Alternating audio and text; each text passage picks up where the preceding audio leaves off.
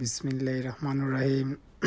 আজকে আমরা রওনা দিয়েছি শ্রীমঙ্গলের বধ্যভূমিতে যাব, বধ্যভূমি দেখব।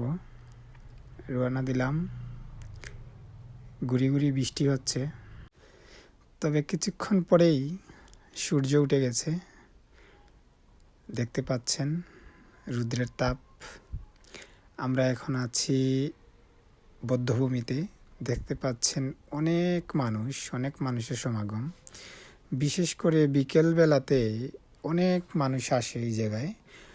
শ্রীমঙ্গল শহরের বা আশপাশ থেকে যারা আসে এই জায়গায় আসে। সবচেয়ে বড় জিনিস হলো বধ্যভূমিতে আসতে, ভিতরে প্রবেশ করতে কোনো টাকা লাগে না, ফ্রি প্রবেশ। আপনারা যারা শ্রীমঙ্গল আসবেন বা আসেন, বধ্যভূমি পরিদর্শন করে যাবেন। খুব সুন্দর জায়গা, বিকালবেলাতে খুব ভালো লাগে। ঝর্ণা আছে, তারপরে এখানে দেশীয় পণ্য, মেয়েদের থ্রি পিস, কাপড়, শাড়ি, কসমেটিক্স সবই পাওয়া যায়। আসতে ভুলবেন না, আসবেন।